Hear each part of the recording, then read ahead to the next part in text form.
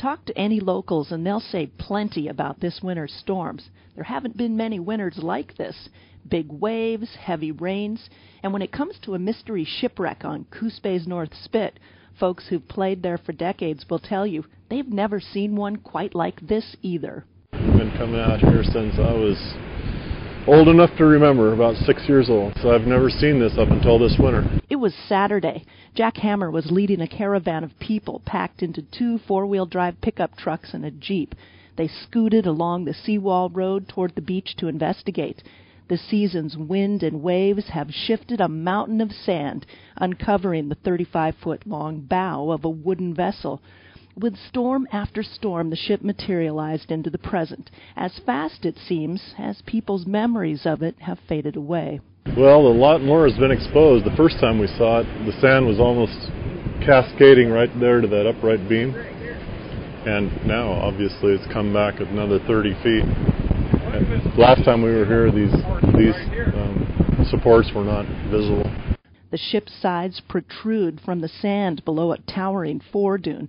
Vertical timbers run through walls lined on both sides by planking. All are tied together with iron bars bubbled with rust.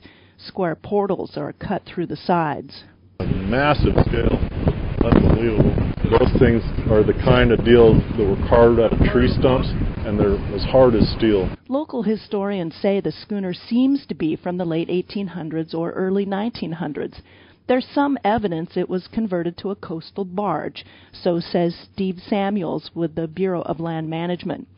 Long, rectangular metal chain plates run up the hull sides where lines would have been attached to hold the masts. There also are newer hexagon spikes and even newer rounded nails in the vessel's sides.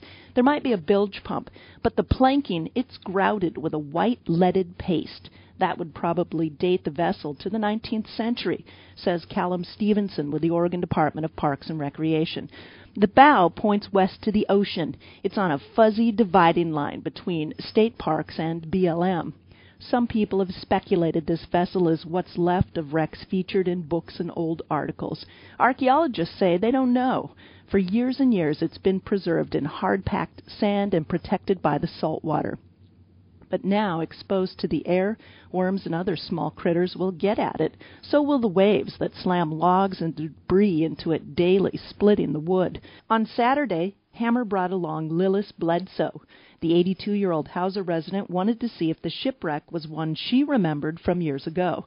Her ex-husband, Babe Johnson, and 5 other men took a mule team out onto the spit to salvage lumber from a wrecked ship.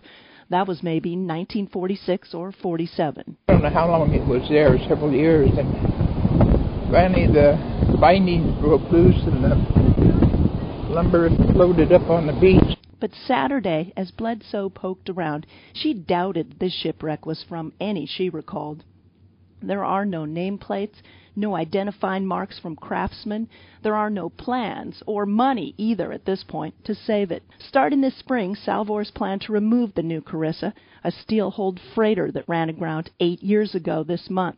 The state has $16 million to do it, and that irony isn't lost at all on the locals and the historians.